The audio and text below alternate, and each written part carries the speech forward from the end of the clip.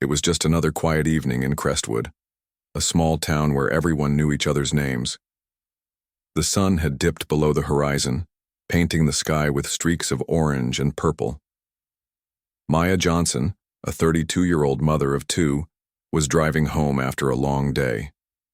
She had spent hours at work, followed by a trip to the grocery store to pick up essentials for her family. Her car was loaded with bags of fresh vegetables, milk, and snacks for her kids. Maya was humming softly to herself, thinking about how much her children loved the chocolate chip cookies she baked every Friday night. No one could have predicted that this ordinary evening would turn into something far more sinister. As Maya drove down a dimly lit street, flashing red and blue lights appeared in her rearview mirror. A police car had pulled up behind her, its siren wailing briefly before falling silent. Confused but calm, Maya slowed her vehicle and pulled over to the side of the road. She rolled down her window, gripping the steering wheel tightly as she waited for the officer to approach. The first few moments seemed routine. One officer stepped out of the patrol car and walked toward Maya's vehicle. He shone his flashlight into the car, scanning the interior. "Good evening, ma'am," he said gruffly. "Do you know why I stopped you?" Maya shook her head politely. "No, sir, did I do something wrong?" Her voice was steady, respectful. She had nothing to hide. Her license and registration were valid, and she hadn't broken any traffic laws. But instead of answering her question, the officer asked for her documents. Maya reached into her glove compartment to retrieve them, her movements deliberate and unhurried. That's when things took a turn. Another officer joined the first, his hand resting on the holster of his gun. "Keep your hands where we can see them." He barked suddenly, his tone sharp and accusatory. Maya froze, her heart pounding. "I'm just getting my papers," she replied, trying to stay calm. But the tension escalated quickly. The officers began shouting questions, their voices overlapping. "Why are you being evasive? What's in those bags? Why are your hands shaking?" Maya tried to explain herself, but her words fell on deaf ears. Witnesses who happened to be passing by later recounted what happened next. According to them, one of the officers grew increasingly aggressive, leaning into the car and grabbing Maya's arm. She flinched, pulling away instinctively. And then, without warning, shots rang out. 3 loud cracks echoed through the stillness of the night. Maya slumped forward, blood pooling around her seat. By the time paramedics arrived, it was too late. Maya Johnson was pronounced dead at the scene. Her groceries lay scattered across the pavement, a stark contrast to the gravity of what had just occurred. The officers claimed they acted in self-defense, alleging that Maya had reached for something suspicious inside her car. But no weapon was found, not in her vehicle, not on her person. Just a wallet, her phone, and the keys dangling from the ignition. News of Maya's death spread like wildfire. Within hours, social media platforms were flooded with posts demanding answers.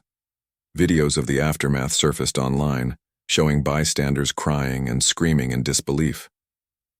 "They killed her for no reason," one witness shouted into a camera phone.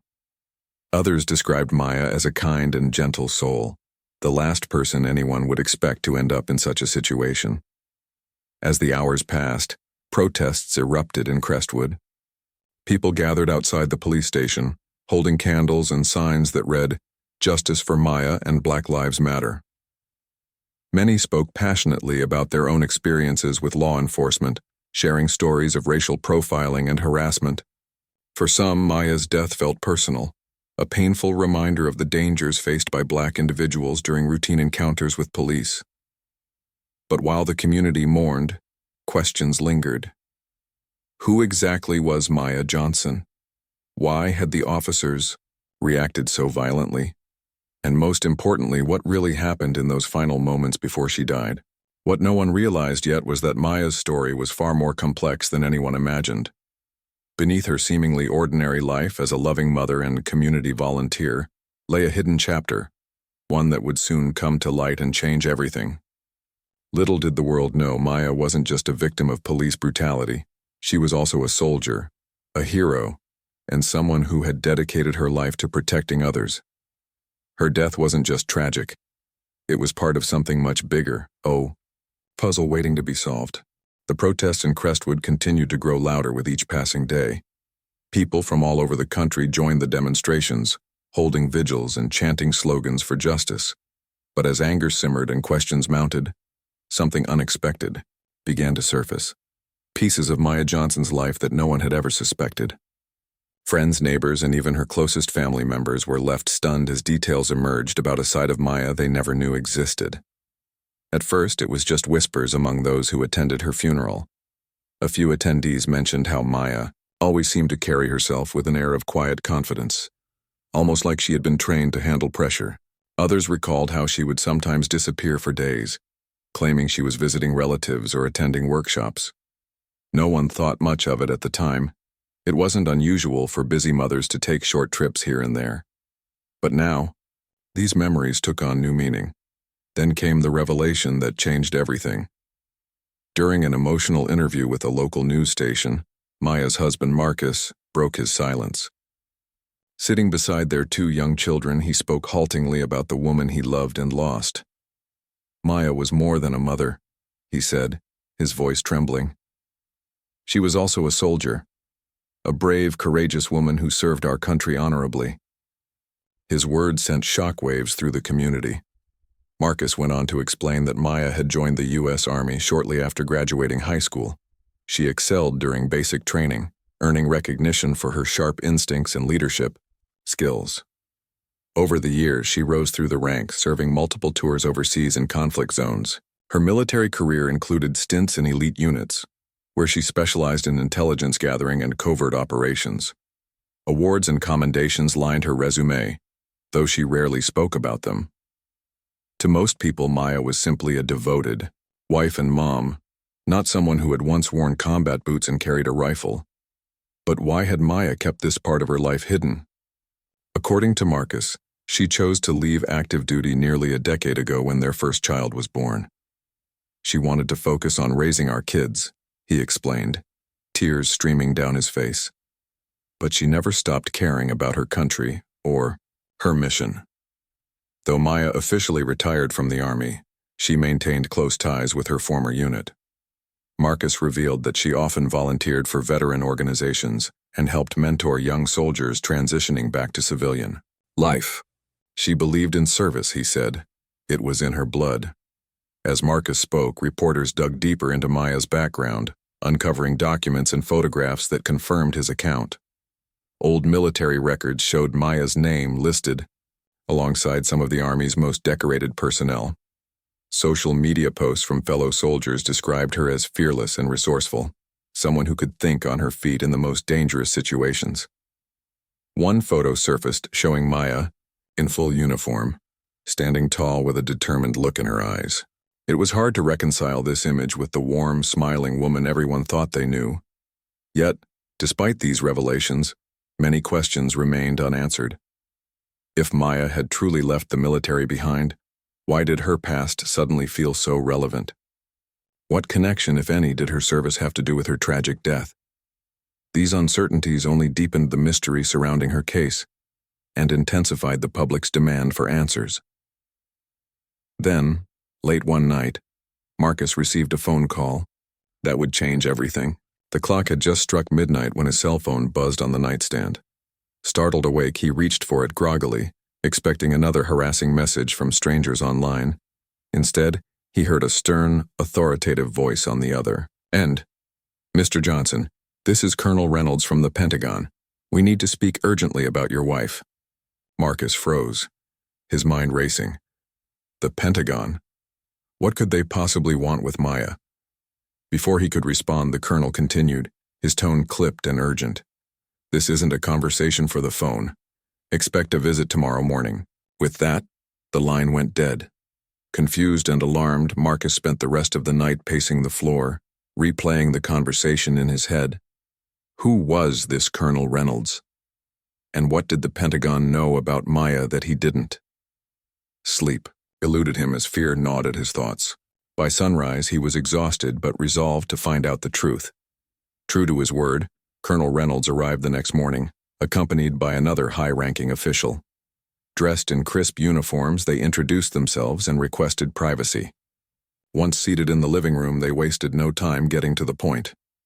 "We understand you've recently learned about your wife's military service," Colonel Reynolds began. Marcus nodded silently, bracing himself for what came next. "Mrs. Johnson wasn't just a retired soldier," the colonel continued. "6 months ago, she reactivated her status and began working undercover on a classified mission known as Operation Sentinel." Marcus's jaw dropped. He stared at the men in disbelief, struggling to process what he was hearing. "Undercover?" he repeated faintly. "What kind of mission?" Colonel Reynolds hesitated before answering. "Operation Sentinel is a joint effort between the U.S. Army and federal agencies to investigate corruption within local police departments across the country. Your wife was tasked with gathering evidence against officers involved in illegal activities, bribery, drug trafficking, abuse of power. Her work was critical to exposing systemic issues that threatened public trust." Marcus felt as though the ground beneath him had shifted. All this time, Maya had been risking her life not just as a mother and wife, but as a soldier fighting for justice. The realization hit him like a punch to the gut. Did the department that killed her know about her mission?"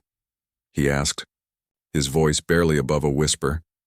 The colonel exchanged a glance with his companion before replying, "That's what we're trying to determine, but given the circumstances of her death, it's possible her cover was blown, or worse, that she was targeted deliberately."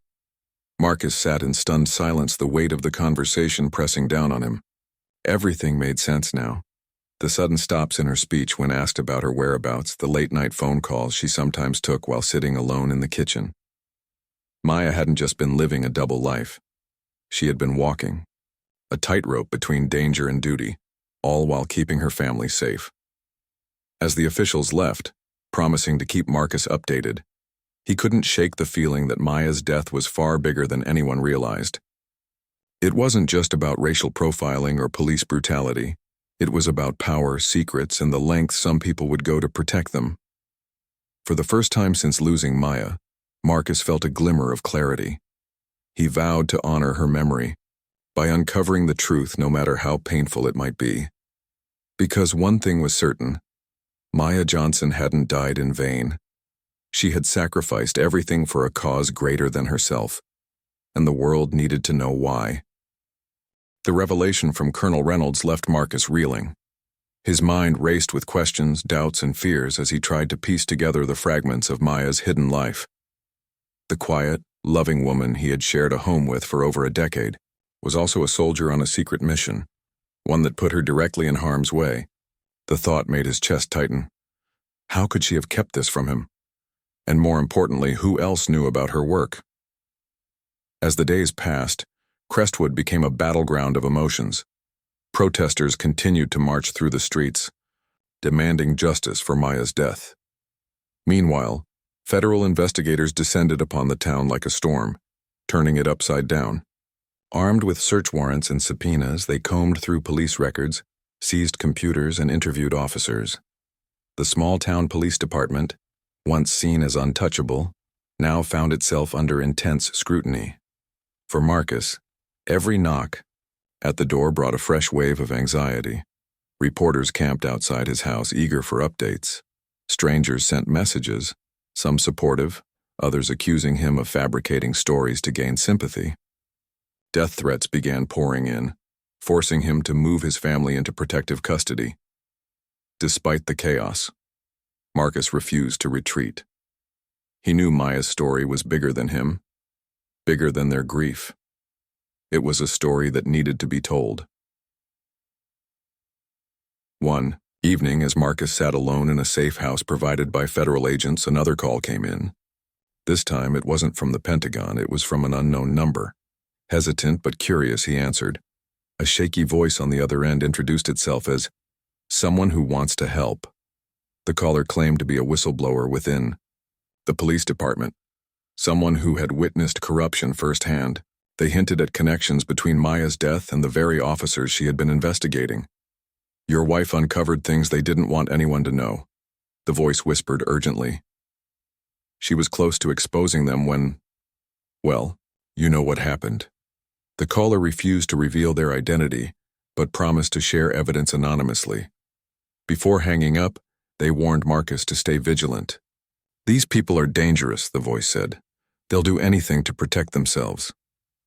The next morning, a package arrived at Marcus's doorstep. Inside was a USB drive containing encrypted files. With the help of federal agents, Marcus accessed the data, which included damning evidence against several officers implicated in illegal activities.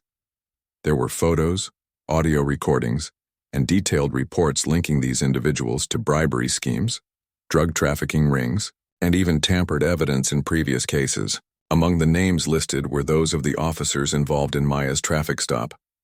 The discovery sent shockwaves through the investigation. Federal prosecutors immediately issued arrest warrants for the accused officers, while Internal Affairs launched separate inquiries. For the first time since Maya's death, there was tangible hope for accountability. Yet, the breakthrough came with its own set of dangers. Whoever had leaked the information risked retaliation. And so did Marcus, as news of the arrest spread. Tensions in Crestwood reached a boiling point. Supporters of the police department rallied outside the station, claiming the charges were politically motivated. Counter-protests erupted, with activists shouting slogans like, "Expose the truth and no justice, no peace." Social media amplified the divide, with hashtags trending nationwide. Some argued that Maya's case proved systemic issues within law enforcement, while others dismissed it as an isolated incident blown out of proportion.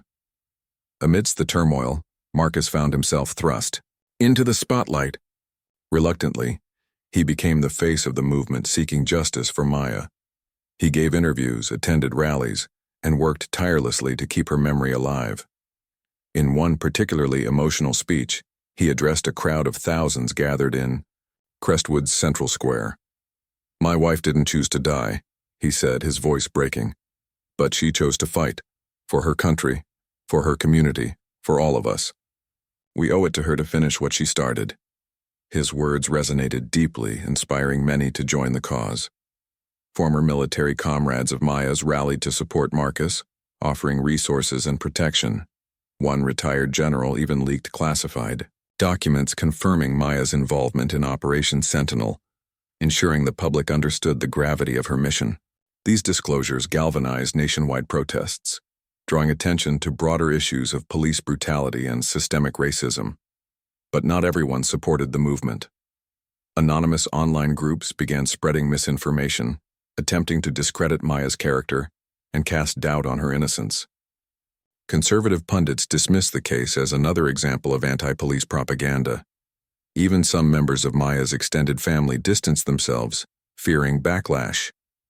Through it all, Marcus stood firm, leaning on his faith and the unwavering support of his inner circle.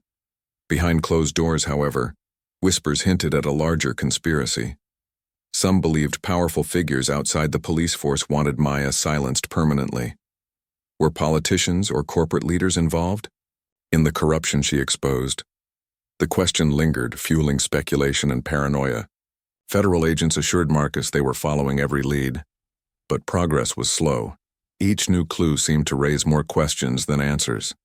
Despite the mounting pressure, Marcus refused to give up. He pored over the evidence, determined to understand the full scope of Maya's mission. Late at night, when the world felt impossibly heavy, he would sit alone and read her notes. They were filled with meticulous observations, sketches of organizational charts and lists of names. Maya's handwriting was neat and precise, a reflection of her disciplined mind. Reading her words gave Marcus strength. It reminded him that she hadn't fought alone, and neither was he. As weeks turned into months, the investigation gained momentum. More whistleblowers came forward, adding layers to the unfolding scandal. Each testimony painted a clearer picture of the web of corruption Maya had been unraveling. But with each revelation, the stakes grew higher. Someone was watching, waiting, and planning. Marcus could feel it in his bones. One night, as he lay awake staring at the ceiling, his phone buzzed again. Another anonymous message appeared on his screen. "Be careful. They're onto you." The cryptic warning sent chills down his spine. Who exactly were they? And how far would they go to silence the truth? Marcus realized then that the fight for justice wasn't just about holding individual officers accountable. It was about dismantling an entire system designed to protect the powerful at the expense of the vulnerable. Maya had known the risks when she signed up for Operation Sentinel. She had walked into the lion's den fully aware of the consequences. Now it was Marcus's turn to carry the torch. He took a deep breath, steeling himself for the battles ahead. Whatever came next, he vowed to honor Maya's courage and sacrifice. Because one thing was certain, Maya Johnson hadn't died in vain. Her death was a catalyst, a spark that ignited a fire too big to extinguish. And Marcus was ready to fan the flames no matter the cost. As the investigation into Maya Johnson's death deepened, Crestwood became a powder keg of emotions. Federal agents were everywhere, questioning witnesses, seizing documents, and combing through evidence with surgical precision.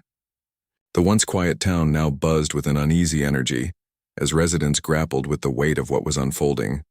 For many, the case wasn't just about justice for Maya.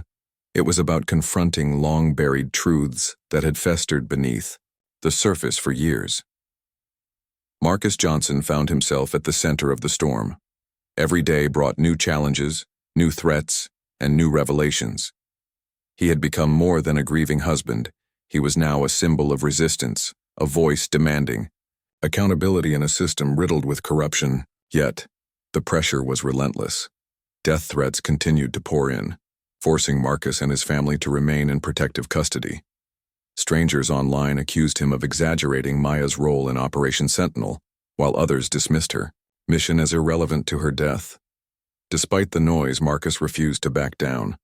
He knew the truth mattered, not just for Maya but for everyone affected by systemic injustice. Federal investigators worked tirelessly to connect the dots.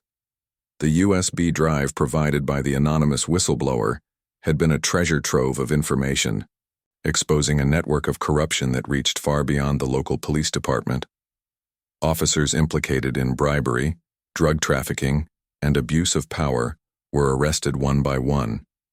Some tried to flee, while others lawyered up, claiming their innocence. But the evidence against them was overwhelming. Photos of cash exchanges, audio recordings of incriminating conversations, and detailed reports documenting years of misconduct. However, not everyone was willing to cooperate. Several officers invoked their Fifth Amendment rights, refusing to testify or provide any information. Internal affairs struggled to untangle the web of lies, as some within the department closed ranks to protect themselves. Meanwhile, federal agents began uncovering connections between the corrupt officers and higher-ups outside the police force. Politicians, business leaders, and even members of organized crime appeared to be involved, raising suspicions of a larger conspiracy. The deeper the investigation went, the darker things became. One night, Marcus received another chilling message from an unknown number. "Stop digging. You don't know who you're dealing with." This time, the warning felt personal, almost like a direct threat. Marcus showed the message to the federal agents assigned to his protection detail. They assured him they were taking every precaution, but the message lingered in his mind like a shadow he couldn't shake. Despite the risks, Marcus pushed forward. He spent hours reviewing the evidence alongside investigators, piecing together the timeline of events leading up to Maya's death. It became clear that her traffic stop hadn't been random. It was orchestrated. According to phone records obtained during the investigation, one of the officers involved had received a call moments before pulling Maya over. The caller's identity remained unknown, but the timing suggested coordination. Was someone tipping off the officers about Maya's activities? If so, who? The whistleblower who had sent the USB drive reached out again, this time providing additional details. Through encrypted messages, they revealed that Maya had been close to exposing a major scandal involving embezzlement of public funds and illegal arms deals. Her findings implicated not only local law enforcement, but also influential figures in government and private industries. The whistleblower warned Marcus that these individuals wouldn't hesitate to eliminate anyone standing in their way. "They killed your wife because she got too close," the message read, "and they'll come after you if you keep going." Marcus wrestled with fear and anger. On one hand, he wanted nothing more than to retreat, to shield his children from the danger looming over them. But on the other hand, he couldn't let Maya's sacrifice go in vain. She had risked everything to fight for justice, and now it was his turn to carry the torch. With renewed determination, he decided to share the whistleblower's revelations with the public. During a televised press conference, he addressed the nation, holding up printed copies of the leaked documents. "This isn't just about my wife's death," Marcus said, his voice steady despite the tremor in his hands. "This is about exposing a system that protects the powerful while crushing the powerless. Maya gave her life to shine a light on corruption, and we owe it to her, and to ourselves, to finish what she started." His words resonated deeply, reigniting protests across the country. Social media platforms lit up with hashtags like "Finish What She Started" and "Justice for Maya." Activists organized marches, sit-ins, and vigils, calling for sweeping reforms in law enforcement and government accountability. Lawmakers, under mounting public pressure, introduced legislation aimed at increasing transparency and oversight. Some proposed independent commissions to investigate police misconduct, while others advocated for mandatory body cameras and stricter penalties for corruption. But progress came at a cost. As the movement gained momentum, resistance grew fiercer. Conservative media outlets launched smear campaigns, accusing Marcus of exploiting his wife's death for political gain. Anonymous trolls flooded comment sections with vitriol, attacking his character and questioning his motives. Even some friends and acquaintances began distancing themselves, fearing association with such a controversial figure. Marcus understood their fear. It was palpable, but he couldn't afford to falter. Too much was at stake. Then, unexpectedly, a breakthrough occurred. A second whistleblower emerged, this time from within the state prosecutor's office. They provided critical testimony corroborating Maya's findings and implicating several high-ranking officials in the cover-up of her death. According to the whistleblower, internal memos had circulated shortly after the shooting, instructing officers to fabricate evidence and mislead investigators. The goal was to paint Maya as aggressive and uncooperative, justifying the use of lethal force. This revelation shifted the narrative decisively in favor of justice. Prosecutors amended charges against the officers involved, adding counts of obstruction of justice and conspiracy to tamper with evidence. Public outrage reached new heights, forcing the mayor of Crestwood to issue a formal apology and pledge support for reform. "We failed Maya Johnson," he admitted during a somber press briefing, "and we must do better for her family, for our community, and for all those who have suffered at the hands of corruption." Yet the victory was bittersweet. The whistleblower, who had come forward, faced immediate retaliation. Their identity was leaked online, exposing them to harassment and threats. Marcus, horrified by the backlash, publicly condemned the leak and called for greater protections for whistleblowers. "These brave individuals are risking everything to bring the truth to light," he said. "We can't let them suffer alone." As the trial date approached, tensions in Crestwood reached a fever pitch. Supporters of the accused officers clashed, with activists resulting in violent altercations. Federal agents increased security measures around key locations, including the courthouse and Marcus's safe house. Rumors swirled about potential attacks on witnesses or jurors, prompting authorities to implement unprecedented safeguards. Through it all, Marcus remained resolute. He knew the road ahead would be fraught with challenges, but he also knew Maya's legacy depended on perseverance.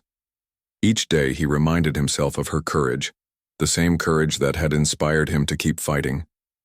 Though the darkness loomed large, Marcus clung to the hope that justice would prevail. Because in the end, Maya's story wasn't just about tragedy. It was about resilience, truth, and the unyielding pursuit of a better future. The trial began on a cold, gray morning, the kind of day that seemed to mirror the heaviness hanging over Crestwood. The courthouse was packed with spectators, reporters scribbling notes, activists holding banners, and families seeking closure for their own grievances against systemic injustice. Outside, protesters chanted slogans like "No justice, no peace," and "Honor Maya's sacrifice." It was clear that this case had become more than just a legal proceeding. It was a reckoning for an entire system. Marcus Johnson sat in the front row of the courtroom, flanked by federal agents who never left his side. He wore a suit Maya had once complimented him on, feeling her presence in every stitch. His face was stoic, but his hands trembled slightly as he clutched a folder filled with documents, evidence of everything Maya had uncovered. Beside him were their two children, now old enough to understand the gravity of what was happening. They held on to Marcus tightly, their eyes wide with fear and determination. The prosecution team opened the trial with a powerful statement, laying out the timeline of events leading up to Maya's death. Using the evidence from the USB drive and testimony from the whistleblowers, they painted a damning picture of corruption within the police department. Photos of cash exchanges, audio recordings of incriminating conversations, and detailed reports of illegal activities were presented to the jury. The officers involved sat silently at the defense table, their expressions unreadable, while their lawyers argued that Maya's death was a tragic accident, a result of miscommunication rather than malice. As the days dragged on, witnesses took the stand one by one. Some were fellow officers who reluctantly admitted to knowing about the corruption, but claimed they were too afraid to speak up. Others were victims of police misconduct, sharing harrowing stories of abuse and intimidation. Each account added another layer to the narrative, exposing how deeply entrenched the rot truly was. But not everyone supported the prosecution's case. Conservative pundits continued to attack Marcus and the movement, accusing them of exploiting Maya's death for political gain. Online trolls flooded social media with conspiracy theories, claiming the trial was a witch hunt orchestrated by liberal elites. Even some members of Maya's extended family distanced themselves, fearing backlash or simply unable to reconcile the image of Maya as a soldier fighting corruption with the loving mother they thought they knew. Despite the hostility, unlikely allies began stepping forward. Former military comrades of Maya's rallied around Marcus, offering resources and protection. Retired generals and decorated soldiers spoke out publicly, praising Maya's bravery and urging the public to honor her sacrifice. One general even leaked classified documents confirming the legitimacy of Operation Sentinel, silencing critics who questioned whether Maya's mission was real. These disclosures galvanized nationwide protests, drawing attention to broader issues of police brutality and systemic racism. Activists also played a crucial role in amplifying Maya's story. Organizations dedicated to racial justice and police reform organized marches, rallies, and educational campaigns. Schools hosted discussions about accountability and transparency, using Maya's case as a teaching moment. Even celebrities joined the cause, donating funds and raising awareness through their platforms. For many, Maya became a symbol of resilience, a reminder that change often comes at great personal cost. Yet not all allies proved trustworthy. As the trial progressed, whispers of betrayal began to surface. A key witness scheduled to testify mysteriously disappeared, leaving behind only a cryptic note. "I'm sorry. I can't do this anymore." Another whistleblower received a threatening letter laced with poison, forcing them into intensive care. Federal agents scrambled to secure additional protections, but the attacks highlighted the lengths to which those implicated would go to protect themselves. Amidst the chaos, Marcus found solace in unexpected places. Neighbors who had initially kept their distance started reaching out, offering meals, childcare, and words of encouragement. Strangers sent letters expressing gratitude for his courage, sharing their own stories of loss and hope. These small acts of kindness reminded Marcus that he wasn't alone, that there were still good people willing to stand up for what was right. One evening, after a particularly grueling day in court, Marcus received a visit from an elderly woman named Ruth. She introduced herself as a retired teacher who had lived in Crestwood for decades. Her voice quivered as she recounted how Maya had volunteered at her school, organizing food drives and mentoring students. "She was special," Ruth said, tears streaming down her face. "Not because of what she did undercover, but because of how much she cared about others. Please don't let them erase her memory." Her words struck a chord deep within Marcus. He realized then that Maya's legacy wasn't defined solely by her death or even by her mission, but by the love and compassion she poured into her community. That realization gave him strength to keep going, no matter how dark things got. The trial entered its final weeks. Tensions reached a breaking point. Supporters of the accused officers clashed with activists outside the courthouse, resulting in violent altercations. Federal agents increased security measures, surrounding the building with barricades and armed guards. Rumors swirled about potential attacks on witnesses or jurors, prompting authorities to implement unprecedented safeguards. Despite the risks, Marcus refused to back down. He attended every hearing, listened to every testimony, and fought tirelessly to ensure Maya's voice was heard. Then, during closing arguments, something extraordinary happened. One of the accused officers broke rank, taking the stand in a surprise move that shocked everyone in the courtroom. With tears streaming down his face, he confessed to being part of the corruption ring and implicated several higher-ups in the conspiracy. "I didn't sign up for this," he said, his voice trembling. "I wanted to serve my community, but they made me choose between loyalty and morality, and I chose wrong." His confession sent shockwaves through the room, shifting the momentum decisively in favor of justice. Prosecutors seized the opportunity, presenting a final round of evidence tying the conspiracy to influential figures outside the police force. Politicians, business leaders, and members of organized crime were named, exposing a web of corruption far larger than anyone had imagined. When the jury finally delivered its verdict, the courtroom erupted in cheers. The lead officer responsible for Maya's death was convicted of manslaughter, obstruction of justice, and conspiracy. Several others received lengthy prison sentences for their roles in the corruption scandal. It was a rare moment of accountability in cases involving police misconduct, a victory hard-won and long overdue. For Marcus, the verdict brought a mix of emotions. Relief washed over him, knowing that Maya's killers would face consequences for their actions. But grief lingered too, a constant reminder of the life stolen from him and his children. As he hugged his kids tightly, he whispered a promise into their ears. "We'll make sure Mommy's legacy lives on. We'll keep fighting for justice, for her, for us, and for everyone who deserves better." Outside the courthouse, thousands gathered to celebrate the verdict. Activists raised their fists in solidarity, chanting Maya's name.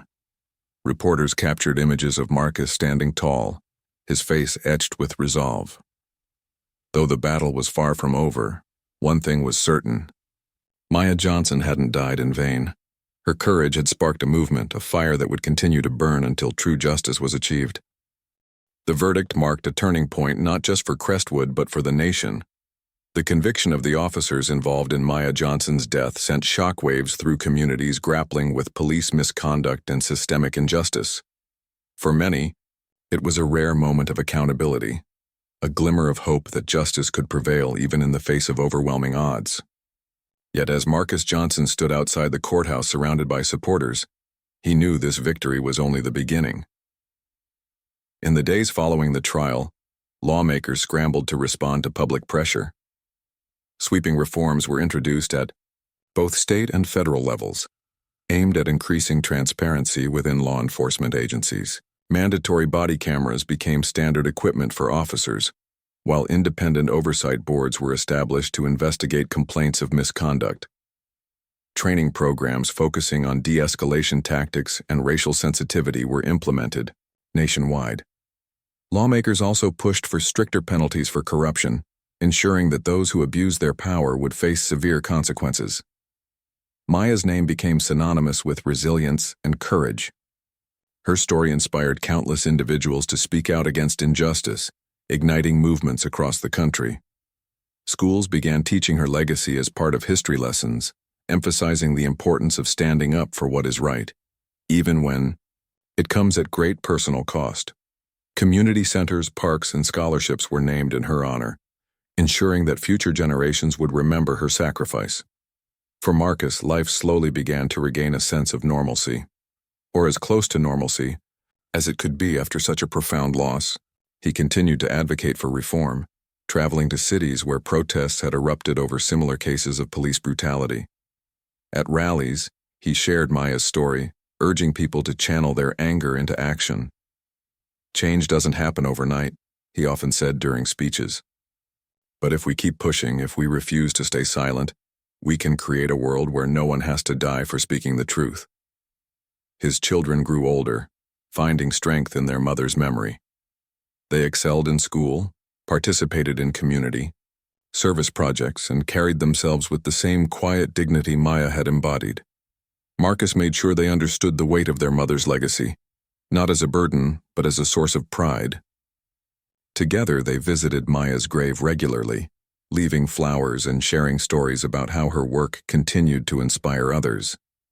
Yet, despite the progress, challenges remained. Resistance to reform persisted, with some arguing that the changes went too far, and others claiming they didn't go far enough. Conservative media outlets continued to criticize Marcus and the movement, accusing them of fueling division rather than unity. Anonymous trolls harassed him online, spreading misinformation and attempting to discredit his efforts. But Marcus refused to let negativity derail him. Instead, he leaned on the support of allies, activists, whistleblowers, and ordinary citizens who believed in the cause. One evening, as Marcus sat alone in his living room flipping through old photo albums, he came across a picture of Maya in her army uniform. She looked strong yet kind, her eyes reflecting a determination that had always been part of her character. Tears welled up in his eyes as he traced the edges of the photograph with his fingers. "You did it, Maya," he whispered softly. "You showed us what real bravery looks like." That night he received another call from Colonel Reynolds.